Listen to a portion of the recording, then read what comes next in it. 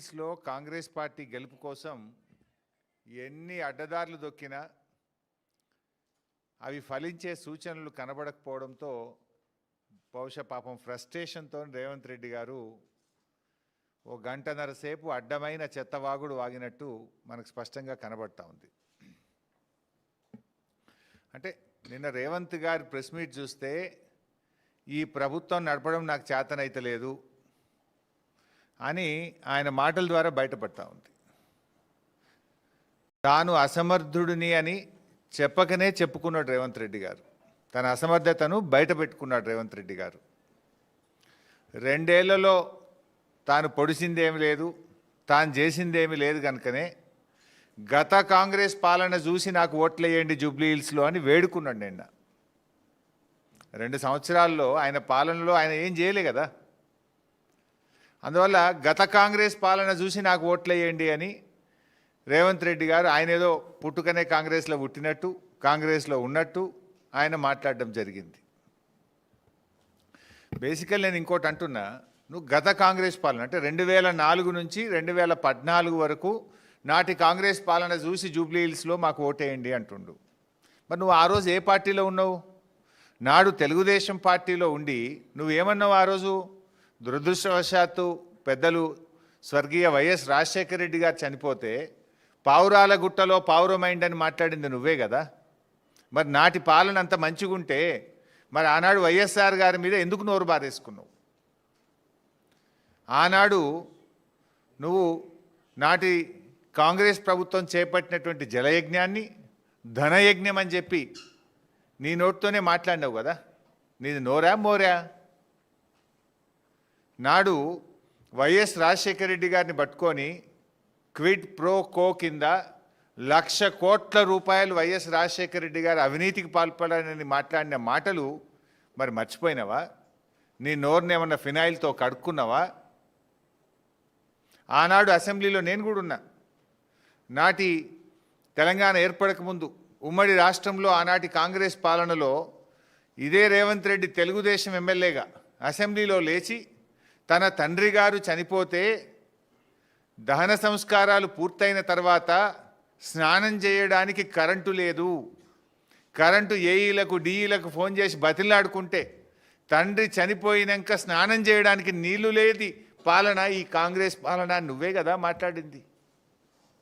ఈరోజు పోయి నీ ఊళ్ళో అడుగు, ఆ బాయిల కాడ ఆ బోర్ల కాడ 24 గంటల కరెంట్ ఇచ్చింది ఎవడు? కేసీఆర్ ఇచ్చిండు. నాడు నీ ప్రభుత్వంలో నాడు కాంగ్రెస్ పాలనలో 6 గంటల కరెంటు రాలే. పొద్దుందాకా 3 గంటలు, పొద్దుకి 3 గంటల కరెంటు నాటి కిరణ్ కుమార్ రెడ్డి గారి పాలనలో. ఈరోజు ఆ పాలనను నువ్వు క్లెయిమ్ చేసుకుంటున్నావు. కానీ ఇలా నీ ఊర్లో అడుగు 24 గంటల కరెంట్ ఇచ్చింది కేసీఆర్ గారు.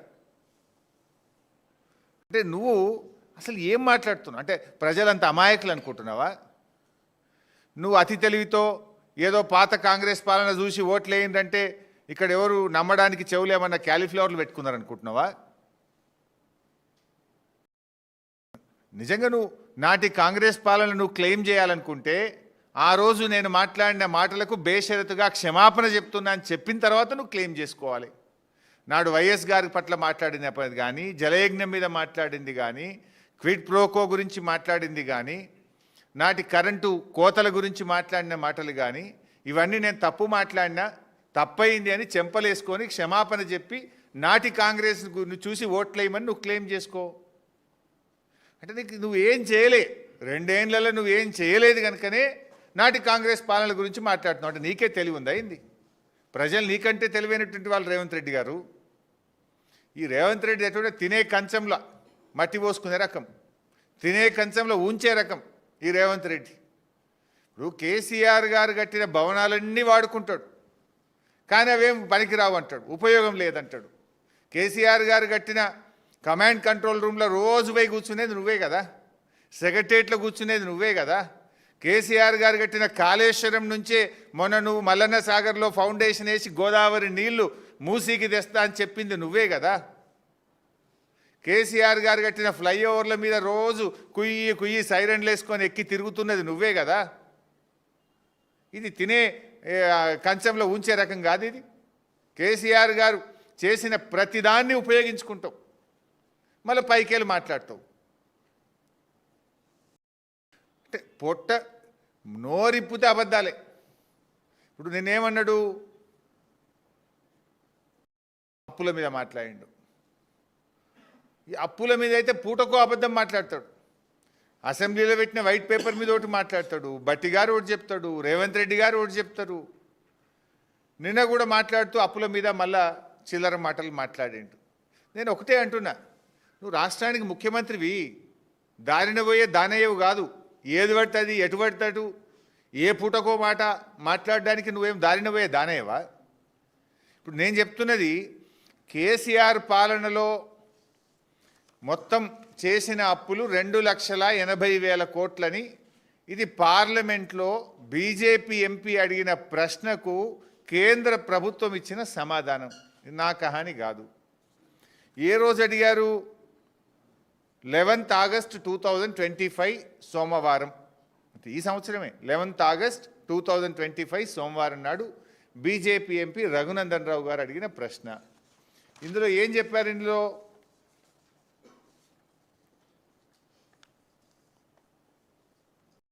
Total public debt as on 31/3/2024 అంటే మార్చ్ 31, 2024 నాటికి. ఇందులో ఇంకా 5 నెలల వీళ్ళ అప్పులు కూడా ఉన్నాయి. వీళ్ళు ఎక్కింది December 7, 2023 కదా. వీళ్ళవి కూడా 4 నెలలు వీళ్ళు ఉన్నాయి. అవి కూడా కలుపుకుంటే మొత్తం 3,50,520. 3,50,520. ఇందులో తెలంగాణ వచ్చే నాటికే ఆనాటి కాంగ్రెస్ ప్రభుత్వం చేసిన అప్పు 70,000 కోట్లు. అది తీసేస్తే ఎంత? 2,80,000 కోట్లు మాత్రమే. ఇది నేను చెప్తలేను కదా. పార్లమెంట్లో కేంద్ర ప్రభుత్వం బాజాబ్తా కేంద్ర ఆర్థిక మంత్రి ఇచ్చిన సమాధానం. అడిగింది బీజేపీ ఎంపీ, చెప్పింది కేంద్ర ప్రభుత్వం. నువ్వెందుకు ఈ చిల్లర మాటలు మాట్లాడుతున్నావు? అసలు నీకు పాలన చేతనైతలేదు. బీఆర్ఎస్ ప్రభుత్వం ఉన్నప్పుడు యావరేజ్ గ్రోత్ రేట్ 15%, SOTR రాష్ట్ర ప్రభుత్వ సొంత ఆదాయ వనరుల వృద్ధి రేటు 15%. నువ్వు వచ్చినాక ఎందుకు పడిపోయింది? ఎందుకు తిరోగమనం తీసుకున్నది ఆర్థిక పరిస్థితి? ఉదాహరణకు నిన్ననే కాగేదో రిలీజ్ చేసినట్టుంది.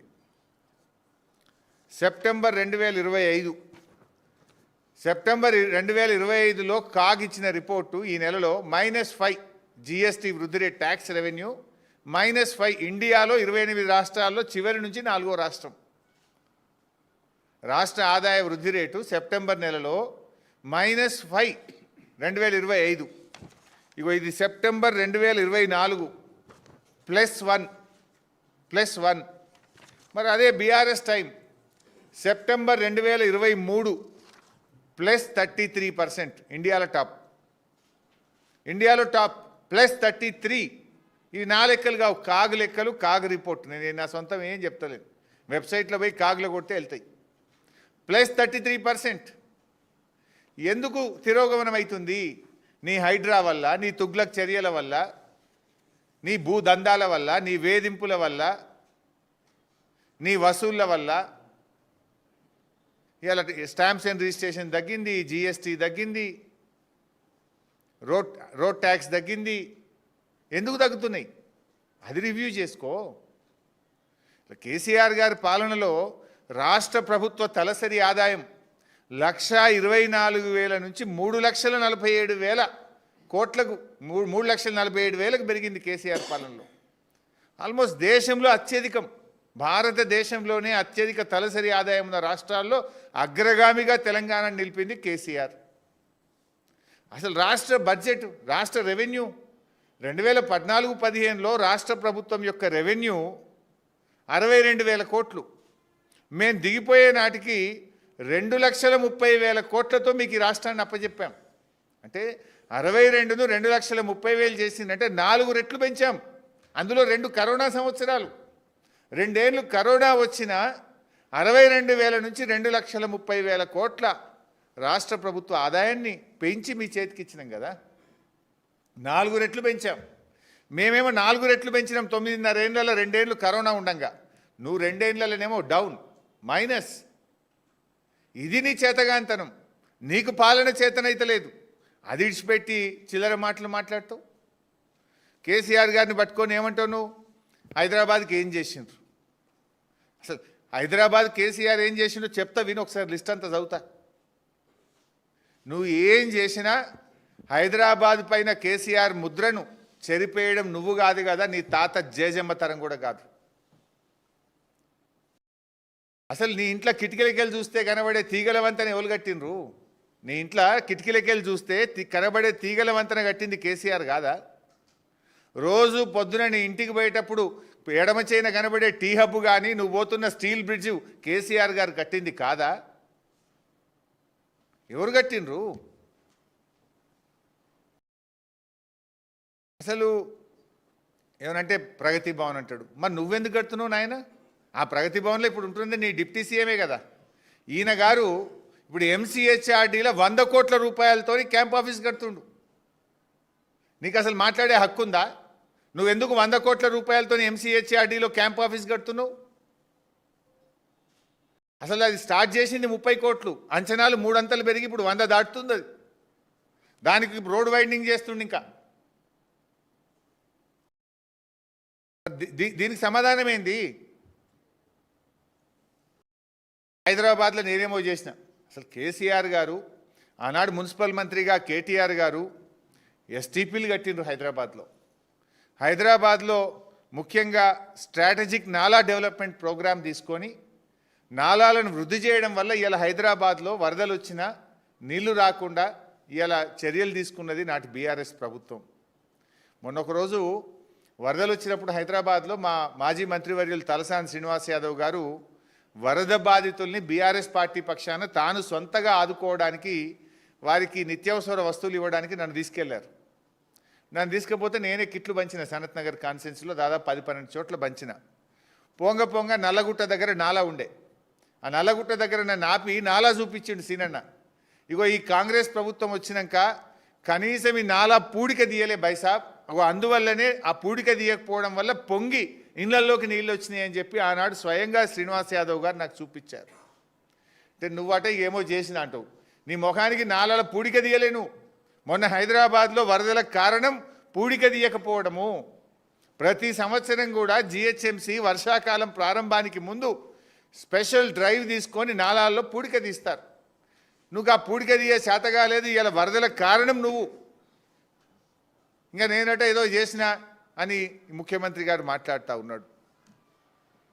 ఉద్యోగాల నోటిఫికేషన్ల మీద ఊకదంపుడు ఉపన్యాసాలే తప్ప అసెంబ్లీలో విడుదల చేసిన జాబ్ క్యాలెండర్లో ఒక్క ఉద్యోగమన్నా రిలీజ్ చేసినావా? అసెంబ్లీ జాబ్ క్యాలెండర్ నువ్వు ఇచ్చినావు కదా. ఒక్క నోటిఫికేషన్, ఒక్క డేట్ ప్రకారం ఒక్కటన్నా ఇచ్చినవా రేవంత్ రెడ్డి అని నేను అడుగుతా ఉన్నా. నిరుద్యోగ యువతీ యువకులకు మొదటి ఏడాదిలో 2 లక్షల ఉద్యోగాలు ఇస్తా అన్నావు. ఇచ్చినవా? 2 లక్షలు ఎక్కడిచ్చినావో చెప్పు. దాని మీద ఎందుకో మాట్లాడవు. గాలి మాటలు తప్ప 6 గ్యారంటీల అమలు మీద మాట్లాడడం ముఖ్యమంత్రికి చేత కాదు. మొన్న మేము అడిగినాం అసెంబ్లీ పెట్టమని. అరే పెట్టవే 10 రోజులు అసెంబ్లీ 6 గ్యారంటీల మీద మాట్లాడదామంటే ఒక్కటే నాడు ఆదివారం అసెంబ్లీ పెట్టిండు, వాయిదా వేసుకొని పారిపోయిండు. 6 గ్యారంటీలు మాట్లాడదాం, జాబ్ క్యాలెండర్ మీద మాట్లాడదాం, రుణమాఫీ మీద మాట్లాడదాం, రైతు బంధు మీద మాట్లాడదాం, పంటల బోనస్ మీద మాట్లాడదాం, అనేక ప్రజా సమస్యలు ఉన్నాయంటే ముఖం చెల్లక సమాధానం చెప్పే చేతగాక ఒక్కరోజు అసెంబ్లీ పెట్టుకొని వాయిదా వేసుకొని పారిపోయిన ముఖ్యమంత్రి రేవంత్ రెడ్డి. ఏమనంటే వ్యక్తిగత హననాలు అంటే విచిత్రంగా ఉంటాయి అంత. ఈయన మాటలు ఎట్లుంటాయంటే వికృత చేష్టలు, విచిత్ర విన్యాసాలు తప్ప ప్రజలకు పనికొచ్చే పని ఒక్కటి కూడా ఉండదు. మా మీద పడి ఏడుస్తాడు పొద్దుగాలు లేస్తే. నువ్వు ముఖ్యమంత్రివి, రాష్ట్ర ప్రభుత్వం నడుపుతున్నావు, ఏం చేసినావో ప్రజలకు చెప్పు, మంచి ఏం చేసినావో చెప్పు. అంటే ఎంతసేపు బీఆర్ఎస్ మీదనో, కేటీఆర్ గారి మీదనో, కేసీఆర్ గారి మీదనో మా మీద పడి ఏడవడం తప్ప పేద ప్రజల కన్నీళ్లు దుడిచే ప్రణాళిక ఒక్కటన్నా ఉందా? ఆనాడు వరదలు వస్తే కామారెడ్డి పోయి చూసి వచ్చినావు. 2 నెలలు తట్టెడు మట్టి తీసిండ్రాడా? ₹1 సాయం చేసిండ్రా పంట నష్టమైన వాళ్ళకు? మాటలు తప్ప నీ ఏమైనా చేష్టలు ఉన్నాయా? ఏనాడన్నా మాట మీద నిలబడ్డావా? అంటే పార్టీలు అందరినీ దొక్కుకుంటా మీ పైకి వచ్చినా నువ్వే చెప్తాడు, నేను చెప్పలే. ఆయన పాట ఉంటుంది, ఆయన మాటలు కూడా ఉంటాయి. తొక్కుకుంటా పైకి వచ్చిన అంటే నీ స్టైల్ ఏంది? మందిని దొక్కడం, మాట తప్పడం. ఇది రేవంత్ రెడ్డి నైజం. రేవంత్ రెడ్డి కరెక్ట్గా ఏదైనా ఒక టైటిల్ ఇవ్వాలంటే మందిని దొక్కుడు, మాట తప్పుడు రేవంత్ నైజం. ఇంతకు మించింది ఏమైనా ఉన్నదా? దాన్ని ఎందుకు ఇంకా మాకు ఆపాదించే ప్రయత్నం చేస్తాడు చిల్లర మాటలతోని. పాపం ఫీజు రియంబర్స్మెంట్ గురించి 2 ఏళ్ళకెళ్ళి కాలేజీ వాళ్ళు బతిలాడుతున్నారు. నిన్ను దండం పెట్టిండ్రు, దరఖాస్తు పెట్టిండ్రు, నీ ఇంటి చుట్టూ తిరిగిండ్రు, నీ మంత్రులను బతిలాడిండ్రు, నీ అధికారులను బతిలాడిండ్రు. పాపం వాళ్ళు కాలేజీలు నడిపే పరిస్థితిలో లేరు. లెక్చరర్ల జీతాలు ఇవ్వలేకపోతున్నారు. కరెంటు బిల్లులు, మున్సిపల్ ట్యాక్స్ కట్టలేని పరిస్థితి వచ్చింది. చివరికి సమ్మెకు పోతామంటే వాళ్ళ మీద గుండాగిరి, వాళ్ళను బెదిరింపులకు గురి చేస్తూ ఉంటాడు. అంటే ప్రశ్నించే వారి మీద పగబట్టడం. నీ ఫెయిల్యూర్స్ను ఒకవేళ ప్రతిపక్షం అడిగితే ప్రతిపక్షం మీద రుద్దే ప్రయత్నం చేస్తాడు.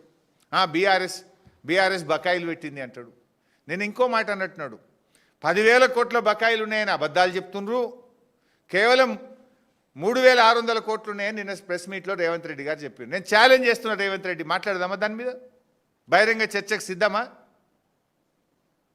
దాదాపు 8,000 కోట్లకు పైగా ఉన్నాయి.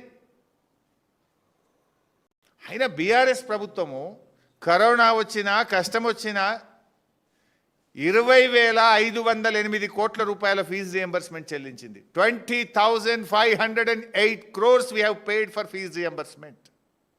అరే నువ్వు 2 రూపాయలు ఇవ్వపోతే నువ్వు 2 ఏళ్లలో 2 రూపాయలు ఇవ్వలేను.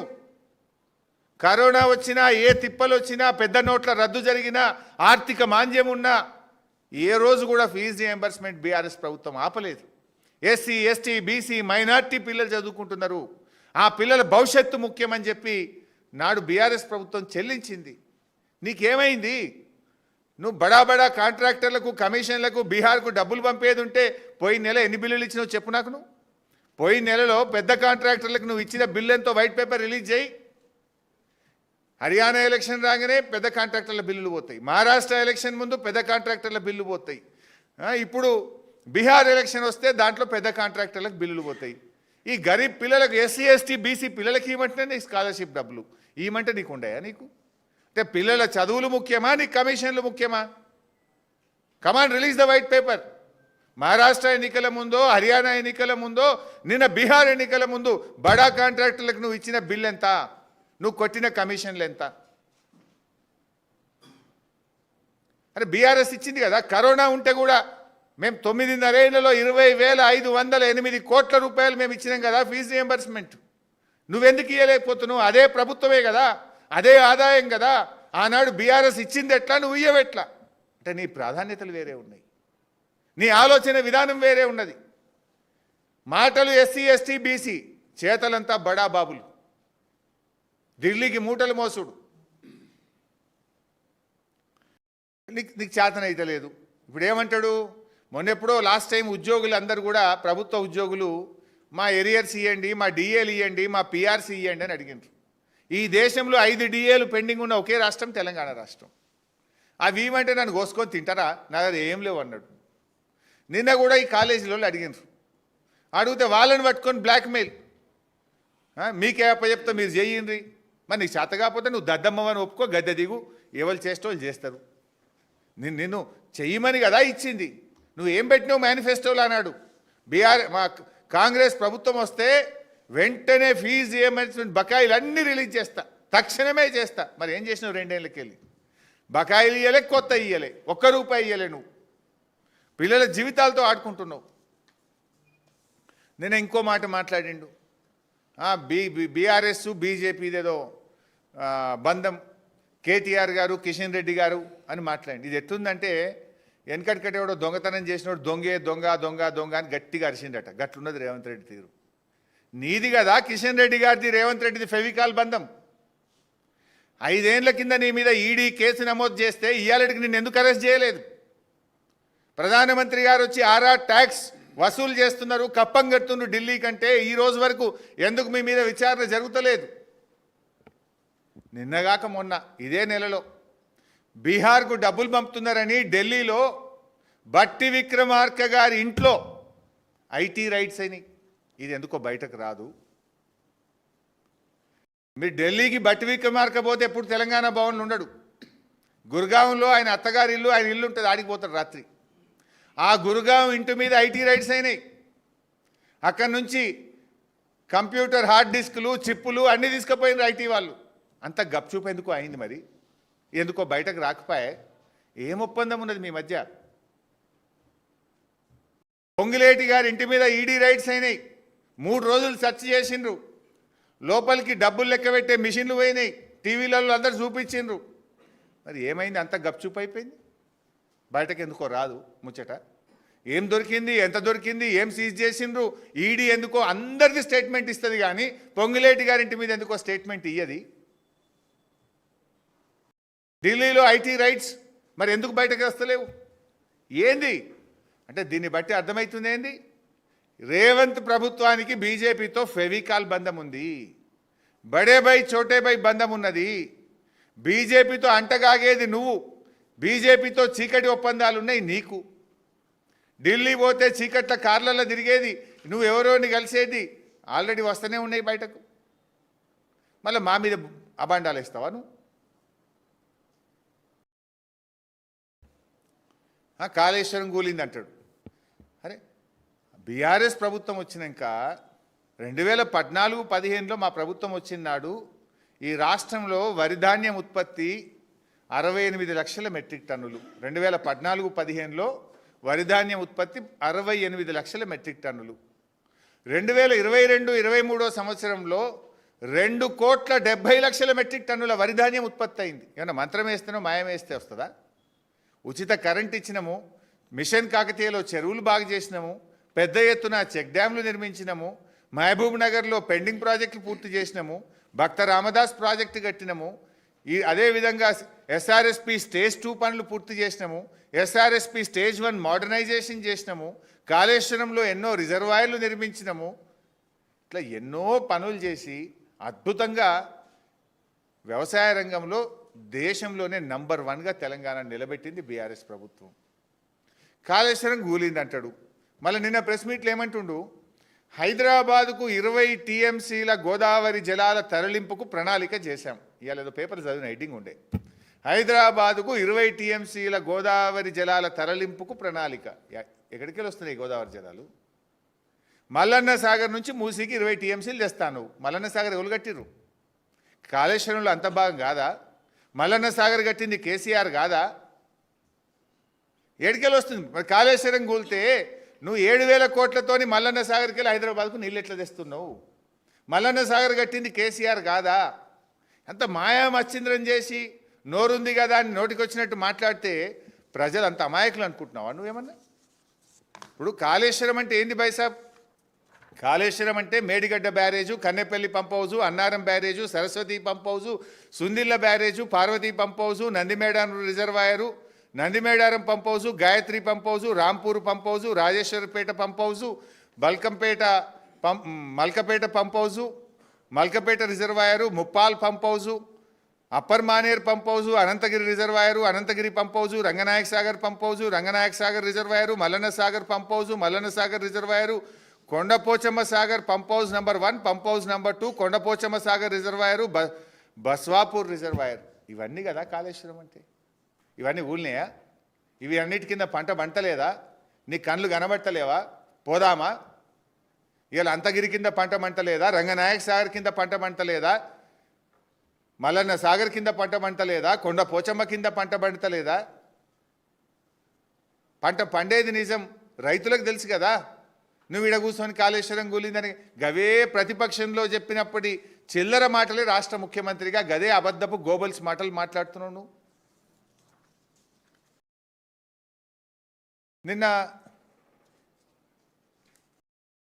ఇంకో మాట మాట్లాడిండు సెక్రటేరియట్ గురించి. సెక్రటేరియట్ అనేటువంటిది అంబేద్కర్ గారి స్ఫూర్తి దీపిక. అసలు అంబేద్కర్ పేరుంది నీకు ఇష్టం లేనట్టుంది, అందుకే సెక్రటేరియట్ పోతలేడినా. అంబేద్కర్ పేరు మీద ఉన్న సెక్రటేరియట్ పోవడానికి నీకు ఏం కష్టమవుతుంది? నెలకొక్క నడిపోతలేవు నువ్వు. ఎప్పుడు చూసినా ఈ కమాండ్ కంట్రోల్ రూమ్లో కూర్చుంటున్నావు. అయితే జూబ్లీ హిల్స్ ప్యాలెస్ లేకపోతే కమాండ్ కంట్రోల్ రూమ్. ఇలా నీకు తెలంగాణ సోయి లేదు, నీకు తెలంగాణ ఉద్యమంలో పాల్గొనలేదు నువ్వు. సచివాలయం ఎందుకు కట్టిందో నీకు ఎప్పటికీ అర్థం కాదు. తెలంగాణ షాన్. ఇవాళ ఆ రోడ్డు మీద ఎవరు పోయినా ఫోటోలు దిగుతున్నారు కదా, సెల్ఫీలు దిగుతున్నారు కదా. తెలంగాణ ప్రజలు, వివిధ రాష్ట్రాల ప్రజలు ఎవరు వచ్చినా ఈ సెక్రటరియట్ని చూసి అబ్బురపడి తెలంగాణ గౌరవం పెరిగింది, తెలంగాణ ప్రతిష్ట పెరిగే విధంగా కేసీఆర్ తెలంగాణ పరిపాలన సౌధాన్ని నిర్మించింది బీఆర్ఎస్ ప్రభుత్వం. ఆ సెక్రటరియట్లో నువ్వు మొత్తం ఇజ్జద్దిస్తున్నావు. ఈ రాష్ట్ర చరిత్రలో, ఈ దేశ చరిత్రలో బిల్లులు రావడం లేదని కాంట్రాక్టర్లు ఫైనాన్స్ డిపార్ట్మెంట్ ముందు సెక్రటరియట్ల ధర్నా చేసిన ఘనత రేవంత్ పాలనకి దక్కింది కదా. ఇవాళ ఆ బ్రోకర్లు మొత్తం పైరవికారులు 10%, 12%, 14% వశపడక కాంట్రాక్టర్లు ఫైనాన్స్ డిపార్ట్మెంట్ ముందు ధర్నా చేసింది కదా. రోషయ్య గారు లాంటి హేమీలు ఫైనాన్స్ మినిస్టర్గా పనిచేసిండ్రు. ఈ రాష్ట్ర చరిత్రలో ఉమ్మడి రాష్ట్రంలో కానీ తెలంగాణ రాష్ట్రంలో కానీ ఏనాడైనా ఫైనాన్స్ డిపార్ట్మెంట్ ముందు కాంట్రాక్టర్లు ధర్నా చేసిన చరిత్ర ఈ దేశంలో, ఈ రాష్ట్రంలో ఉందా? ఎవరు అడిగినా 12%, 30%, 20% గవర్నమెంట్ అంటారు. ప్రధానికి రేటే పెట్టారు మీరు 12 to 30%. ఇంకా నువ్వు మాట్లాడతావు.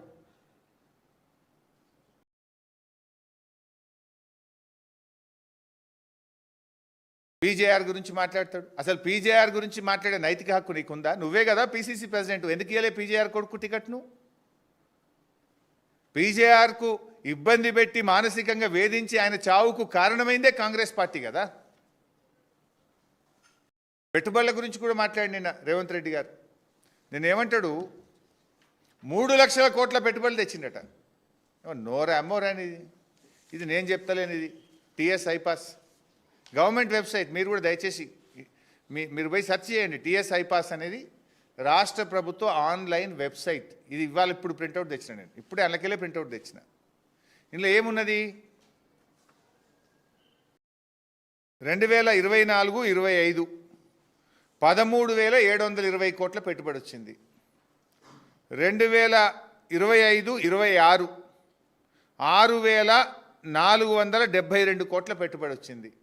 అంటే 2 ఏళ్లలో వచ్చిన పెట్టుబడి ఎంత? 20,192 కోట్లు. నిన్న రేవంత్ రెడ్డి ఏం చెప్పిండు? 3 లక్షల కోట్ల పెట్టుబడి తెచ్చినాం. నోరా అమ్మోరా అనేది ఏమన్నా?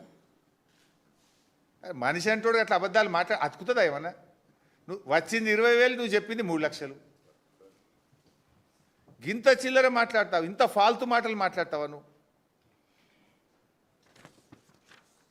ఇది ఏది నిజం? ఇప్పుడు టీఎస్ఐ పాస్లో కేవలం 20,000 కోట్ల పెట్టుబడులు గత 2 సంవత్సరాల్లో వచ్చింది నిజమా? రేవంత్ రెడ్డి ప్రెస్ మీట్ల జూబ్లీహిల్స్ ఎన్నికల కోసం మాట్లాడిన జుమ్లా మాటలు 3 లక్షల కోట్ల పెట్టుబడులు వచ్చిందన్నది నిజమా? ఏది నిజం? ఇలా రాష్ట్ర ప్రజలు, జూబ్లీహిల్స్ ప్రజలు ఆలోచించాలని చెప్పి నేను కోరుతా ఉన్నా.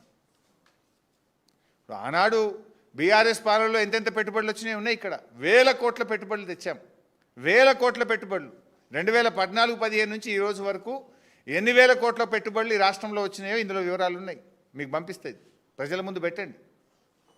ఆనాడు కేటీఆర్ గారు చేసిన కృషి, కేసీఆర్ గారి యొక్క పాలసీ, మేము అధికారంలో ఉన్నప్పుడు పెట్టుబడులు పెట్టడానికి కంపెనీలు, మల్టీనేషనల్ కంపెనీలు లైన్లు కట్టినాయి. కానీ ఇప్పుడు రేవంత్ పాలనలో యూరియా కోసం రైతులు లైన్లు కడుతున్నారు. That's the difference. ఆనాడు పెట్టుబడులు పెట్టడానికి పారిశ్రామికవేత్తలు తెలంగాణకు లైన్లు కడితే రేవంత్ పాలనలో యూరియా కోసం రైతులు లైన్లు కడుతున్నారు. This is the difference mister Revanth Reddy. ఇవాళ మీరు పెట్టుబడిదారులకు తుపాకులు పెడితే ఎవడొస్తాడు? పెట్టుబడిదారుల ఘనతల మీద తుపాకులు పెడుతున్నది నీ పాలన. రౌడీలేమో పోలీస్ గుండెల్లో తూటాలు తీస్తున్నారు నీ పాలనలో. రౌడీలు ఏడబెడతాడు తుపాకులేనే, పోలీసులకే గుండెల్లో తుపాకులు బుల్లెట్లు దిగుతున్నాయి నీ పాలనలో. పోలీసులకు రక్షణ లేదు, పారిశ్రామికవేత్తలకు రక్షణ లేదు. దానికి నువ్వే హోంమంత్రి, నువ్వే ముఖ్యమంత్రివి. ఇప్పుడు నప్పతట్లోడు ముఖ్యమంత్రి అయితే గిట్లే ఉంటుంది రాష్ట్రం. రాష్ట్రంలో అరాచకం వెళ్తూ ఉంది ఈరోజు. ఇవన్నీ జూబ్లీహిల్స్ ప్రజలకు అర్థమైనాయి. నువ్వు 1.5 గంటలు మాట్లాడినా, 2 గంటలు మాట్లాడినా కనతల మీద తుపాకులు పెట్టేది అర్థమైంది, యూరియా కోసం లైన్లలో నిలబడేది అర్థమైంది, రౌడీలు పోలీసుల గుండెల మీద బుల్లెట్లు దించేది అర్థమైంది. అందుకే రేపు జూబ్లీహిల్స్ ఓటర్లు లైన్లు కట్టి పొద్దున్నే పోయి బీఆర్ఎస్కు ఓటు వేయాలని ఆల్రెడీ డిసైడ్ అయిపోయింది. నువ్వు ఎన్ని జిమ్మిక్కులు చేసినా, నువ్వు ఎన్ని పంచినా, చీరలు వంచినా సారెలు వంచినా పైసలు వంచినా నడవది. ఇవాళ వెంకటేశ్వర స్వామి కళ్యాణం అని పెట్టి చీరలు వంచుతున్నాడు యూసఫ్ గూడల. అందులో రాసిన బ్రోచర్ల వెంకటేశ్వర కళ్యాణం సాయంత్రం పూట అందరికీ చీరలు దోతులు బట్టలు పంచబడును. వట్టెప్పుడు ఎందుకో వంచపోతారు. యూసఫ్ గూడలో ఇయ్యాలే వంచుతారట. పొద్దున్నే అది మీరు చూసినో లేదో, మేము కూడా అందరికి పెట్టినాం. పోని పోయి అందరు పోయి తెచ్చుకోపోరని మేము కూడా చెప్పినాం జూబ్లీహిల్స్ వాళ్ళకి. పేదలకే కదా కనీసం దక్కంతి అని. ఆరింటికి ఉందట కళ్యాణం. అయినాక చీరలు దోతులు కుడుకలు అన్ని వంచుతారట. గా యూసఫ్ కూడా ఎల్లుండి ఓట్లుంటే గా జూబ్లీహిల్స్లో ఎందుకో వంచబడతారు, సనత్ నగర్లో వంచారు, కూకట్పల్లిలో చేయరు ఎందుకో కళ్యాణం.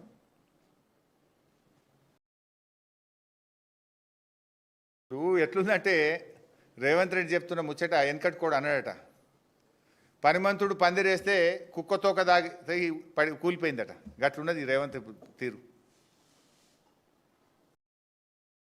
బాబు రేవంత్ గారు, నువ్వు తెలంగాణకు నీ పార్టీ నీ పాలన ఏం చేయలేదు, ఏం చేయబోదు అని ఈ రాష్ట్ర ప్రజలకు జూబ్లీహిల్స్ ప్రజలకు స్పష్టంగా అర్థమైపోయింది. ఇక ఏం చేసిండ్రు కేసీఆర్ గారు అని కూడా వీళ్ళు మాట్లాడుతున్నారు. మేము సీతమ్మ బ్యారేజ్ కట్టినాం, పూసుగూడెం పంప్ హౌస్ కట్టినాం, బిజ్కొత్తూరు పంప్ హౌస్ కట్టినాం, Kamalapuram pump house, Narlapur pump house, Anjanagiri reservoir, Yedula pump house, Yedula reservoir, Vattem pump house, Vattem reservoir, Kurumurthy reservoir, ఇట్లా ఎన్ని, పాలమూరు రంగారెడ్డి ప్రాజెక్టులో Uddandapur pump house, Uddandapur reservoir, Thummilla lift irrigation, pending ప్రాజెక్టులు 4,000 కోట్లతోని 7 లక్షల ఎకరాలకు పాలమూరు జిల్లాలో నీళ్ళు ఇచ్చినాం. వరంగల్లో 2,000 పడకల సూపర్ స్పెషాలిటీ హాస్పిటల్, రాష్ట్రంలో 500 బస్తీ దవాఖానాలు, 3,200 పల్లె దవాఖానాలు, పంజగుట్టలో నిమ్స్ విస్తరణ, TIMS LB Nagar, TIMS Sanath Nagar, TIMS Alwal, 18 nursing కాలేజీలు, 79 డయాలసిస్ కేంద్రాలు, 22 ఎంసీహెచ్ సెంటర్లు, Sangareddy medical college, Kothagudem medical college, Mahabubabad medical college, Nagar Kurnool medical college, Rangareddy medical college, Ramagunda medical college, Jagtial medical college, Mancherial medical college, Wanaparthy medical college, Siddipet medical college, Mahabub Nagar medical college, Suryapet medical college, ఇట్లా చదివితే చాలా ఉన్నాయి. 12 ప్రభుత్వ పాలిటెక్నిక్లు, 32 integrated కలెక్టరేట్లు, 32 ఎస్పీ కార్యాలయాలు, టీ హబ్బు, వి హబ్బు, టీ వర్క్స్, 125 అడుగుల అంబేద్కర్ విగ్రహము, పోలీస్ కమాండ్ కంట్రోల్ రూము, అమరవీరుల స్మారక చిహ్నము, 34 హైదరాబాద్లో మోడల్ గ్రేవ్ యార్డులు, 109 అర్బన్ పార్కులు, కాలోజీ భవన్, బంజారా భవన్, కొమరంభీం భవన్, అనిసిల్ గుర్బా భవన్. ఫ్లైఓవర్ల గురించి మాట్లాడతాడు ఈయన. వెనకటికి ఎక్కడనో ఒకటి తార్నాకలో కాంగ్రెస్ కట్టిందట. మరి దేశంలోనే అతి ఎక్కువ ఫ్లైఓవర్లు 43 ఫ్లైఓవర్లు కట్టింది హైదరాబాద్లో బీఆర్ఎస్ ప్రభుత్వం, కేసీఆర్ గారి ప్రభుత్వం. Kamineni flyover, Kamineni LHS flyover, Bairamalguda LHS flyover, RHS flyover, LB Nagar LHS flyover, JNTU Malaysia township flyover, Balanagar flyover, biodiversity flyover, biodiversity second flyover, Jubilee Hills road number 45 flyover, mind space junction flyover, శిల్పాలేట్ flyover, Chandrayangutta flyover, Bahadurpura flyover, APJ Abdul Kalam flyover, Shaikpet flyover, Durgam Cheruvu cable bridge flyover, Panjagutta steel bridge flyover, Chutneys hotel flyover, Ayyappa society under pass, Chintakunta under pass, LB Nagar LHS under pass, LB Nagar RHS under pass, mind space junction under pass, Khaithlapur ROB, hitech city railway station ROB, Tukaram gate ROB, Uttam Nagar RUB, Uppuguda RUB, Lalapet ROB, Malkajgiri Anandbagh RUB, Hyderabad ORR to Medak rehabilitation, Rajiv Gandhi విగ్రహ flyover, Kothaguda flyover, Nayini Narasimha Reddy steel bridge flyover, Aramghar flyover, 6 ఇట్లా దాదాపు 43 ఫ్లైఓవర్లు ఉన్నాయి. ఇవన్నీ రేవంత్ రెడ్డి న్యాయగిట్ట కట్టిండా? నువ్వు పోయి రిబ్బన్లు కత్తిరిస్తున్నావు. కేసీఆర్ గారు కట్టించిన వాటికి రిబ్బన్లు కత్తిరిస్తున్నావు. కేసీఆర్ ఏం చేయాలి హైదరాబాద్ అని మాట్లాడుతావు. ఈ ఫ్లైఓవర్లు, ఈ 43 ఫ్లైఓవర్లు ఎవరు కట్టినరు? ఎస్టీపీలు, ఫుట్ ఓవర్ బ్రిడ్జ్లు, లింక్ రోడ్లు, 153 సబ్స్టేషన్లు. నాటి కాంగ్రెస్ పాలనలో హైదరాబాద్ నగరంలో 4 గంటల కరెంటు కోతుండే. మేము వచ్చిన తర్వాత క్వాలిటీ పవర్ 153 సబ్స్టేషన్లు కట్టినాం ఒక హైదరాబాద్ నగరంలో. ఇలా Yadadri power plant, Bhadradri thermal power plant, Bhupalpally KTIPS plant, Warangal IT tower, Khammam IT tower, Nizamabad IT tower, Mahabub Nagar IT tower, Siddipet IT tower, Nalgonda IT tower, Adilabad IT tower, 2,600 రైతు భవనాలు, 12,000 నర్సరీలు, 19,000 పల్ల ప్రకృతి వనాలు, 1952 బృహత్ ప్రకృతి వనాలు, 100 మొబైల్ వెటర్నరీ క్లినిక్లు, 20 లక్షల గోడౌన్ల కెపాసిటీ కలిగిన 534 నూతన గోడౌన్లు, 1200 చెక్ డ్యాంలు, కొమరంభీం మ్యూజియము, 551 పోలీస్ స్టేషన్లు కొత్తయి, మెగా టెక్స్టైల్ పార్కు, 382 బ్రిడ్జులు, కరీంనగర్ కేబుల్ బ్రిడ్జు, రైతు బంధుకు 73,000 కోట్లు, ఉచిత కరెంటుకు 61,000 కోట్లు, ఆసరా పెన్షన్కు 61,000 కోట్లు, రుణమాఫీకి 29,000 కోట్లు, రైతు బీమాకు 7,000 కోట్లు, అద్భుతమైన యాదాద్రి దేవాలయం. ఎన్ని చెప్పాలి? ఏం చేయలేదంటూ నువ్వు మాట్లాడంగానే అన్ని మాయమైపోతాయా? రోజు హైదరాబాద్ ప్రజలకు ప్రయాణిస్తున్న ఫ్లైఓవర్ల మీద ప్రయాణిస్తున్న ప్రయాణికులకు ఇవి బీఆర్ఎస్ కట్టిందా, ఎవరు కట్టినరో ప్రజలకు తెలియదా? ప్రతిరోజు ఇంటికి త్రాగునీరు బీఆర్ఎస్ పాలనలో పొందుతున్న ప్రజలకు తెలియదా? నాటి కాంగ్రెస్ పాలనలో ట్యాంకర్లు, ప్రతి అపార్ట్మెంటుకు ట్యాంకర్లు తెచ్చి వాటర్ బిల్లు పెరిగేది ప్రతి ఒక్కరికి. బీఆర్ఎస్ వచ్చినాక వాటర్ ట్యాంకర్లు బంద్ అయినాయి. ప్రతిరోజు త్రాగునీరు అందించింది బీఆర్ఎస్. ప్రతి ఇంటికి నాణ్యమైన 24 గంటల కరెంట్ ఇచ్చింది బీఆర్ఎస్. లా అండ్ ఆర్డర్ను మెయింటైన్ చేసింది బీఆర్ఎస్. నీ పాలనలో 22% క్రైమ్ రేట్ పెరిగిందని నేను చెప్పలే, నీ డీజీపీ చెప్పిండు. నీ డీజీపీ చెప్పిండు నీ పాలనలో 22% క్రైమ్ రేట్ పెరిగిందని. సిగ్గుతో తలదించుకో, నువ్వు క్షమాపణ చెప్పు. హోంమంత్రిగా పనికిరావు నువ్వు అని నీ డీజీపీ చెప్పిండు. ఇంకా సిగ్గు లేకుండా మాట్లాడుతున్నావు. నోరుందని గాయ చేయడం కాదు, నిజాయితీగా ఏం చేసినావో 2 ఏళ్లలో చెప్పి ఓట్లు అడుగు. 6 గ్యారెంటీల మీద చర్చ పెట్టి ఓట్లు అడుగు. మేం కట్టిన బస్తీ దవాఖానలో మందులు లేవు, డాక్టర్ల జీతాలు లేవు. ఇంకా ఏ మొహం పెట్టుకొని జూబ్లీ హిల్స్లో ఓట్లు అడుగుతావు? ఇవన్నీ కూడా ప్రజలకు అర్థమవుతా ఉన్నాయి. ఇప్పటికైనా రేవంత్ రెడ్డి గారు తిమ్మిని బమ్మిని చేస్తా, మంత్రం మాయ చేస్తా అంటే అప్పుడు ఎలక్షన్ల ముందు ఇట్లే చేసినావు. అర్రాస్ పాట వాడినావు. కేసీఆర్ ₹1,00,000 ఇచ్చిండు, నేను తులం బంగారం ఇస్తా. కేసీఆర్ 4,000 పింఛని 2,000 ఇచ్చిండు, నేను 4,000 ఇస్తా. మహాలక్ష్మి 2,500 ఇస్తా. వికలాంగులకు 6,000 ఇస్తా. రైతులకు 15,000 రైతు బంధు ఇస్తా. అన్ని పంటలకు బోనస్ ఇస్తా. అడ్డగోలు మాటలు మాట్లాడి అడ్డదారిలో అధికారంలోకి వచ్చి మళ్ళీ ఏది చెయ్యక ఎల్లెలకల పడి ప్రజల్ని మోసం చేసి చెంపలేసుకోవాల్సింది పోయి క్షమాపణ చెప్పాల్సింది పోయి నోరుంది కదా అని గాయపెడుతున్నావు. బట్ ప్రజలకు అన్నీ అర్థమైనాయి. డెఫినెట్గా ప్రజలు నీకు తగిన గుణపాఠం చెప్తారు. Thank you. మేమందరం అడుగుతున్నది కేసీఆర్ డైరెక్షనే కదా. ఇవాళ జూబ్లీ హిల్స్లో తిరిగే ప్రతి కార్యకర్త, ప్రతి నాయకుడు కేసీఆర్ గారి డైరెక్షన్లోనే మేమందరం పనిచేస్తున్నాం.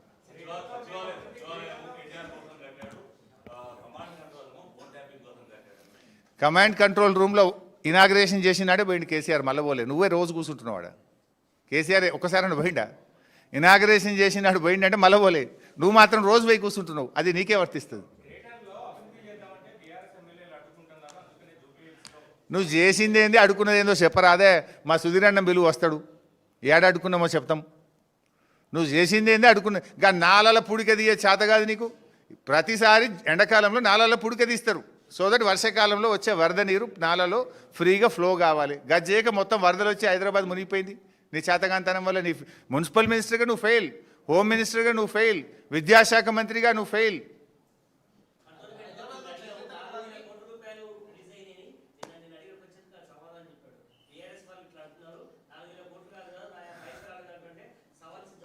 మిత్రమా, కాగితం 4 గీరడానికి పనికిరాని కాగితం ఇచ్చిండు రేవంత్ రెడ్డి, అదేదో ఫ్లైఓవర్ కడుతున్నా అని. నువ్వు ఏం చెప్పినావు? 6,000 డబుల్ బెడ్రూమ్లు కంటోన్మెంట్లో కడతాను. పోదాంపా, ఒక్క ఇల్లు కట్టినావా కంటోన్మెంట్లో, ఏడగట్టినావో చూపి. 25 కోట్లతో స్టేడియం కడతాను. ఏడగట్టినావో చెప్పు, నేను ఎప్పుడు రమ్మంటే అప్పుడు వస్తా. ఏడగట్టినావో కంటోన్మెంట్లో స్టేడియం చూపి నాకు. అవేంది మిలిటరీ ల్యాండ్లకు పట్టాలు ఇప్పిస్తా అన్నావు. ఎవరికైనా ఒకరికి పట్టా ఇస్తే ఏ ఇంటికి ఇప్పించినావో చెప్పు, పోయి చూద్దాంపా. ఒక్కటి చేయలేను. ఉత్తగో జీవో, ఆ ఫ్లైఓవర్కు 4 గీరితే పనికిరాని జీవో. అది ఎప్పుడు కొబ్బరికాయ కొట్టిండు మీకు గుర్తుందా? పార్లమెంట్ ఎన్నికల ముందు కొబ్బరికాయ కొట్టిండు. మార్చి 2024లో కొట్టిండు. ఇప్పుడు మనం ఉన్నది నవంబర్ 2025. 17 నెలలు, 18 నెలలు అయింది. 18 నెలల్లో ఏనన్నా ఒక ఇటుక పెట్టినావా? 4 గీరితే పనికిరాని కాగితం తప్ప. 18 నెలల కింద నువ్వు శంకుస్థాపన చేసినావు దీనికి. జూబ్లీ బస్టాండ్కి ఎదురుగా ఆ శిలాఫలకం నిన్ను ఎక్కిరిస్తుంది. 18 నెలల కింద నువ్వు కొబ్బరికాయ కొట్టిన శిలాఫలకం రేవంత్ రెడ్డి నువ్వు ఎక్కడా అని నిన్ను ఎక్కిరిస్తుంది. 18 నెలల్లో తట్టెడు మట్టి తీయలే, ఒక ఇటుక పెట్టలే, ఇంకా సిగ్గు లేకుండా మాట్లాడుతున్నావు.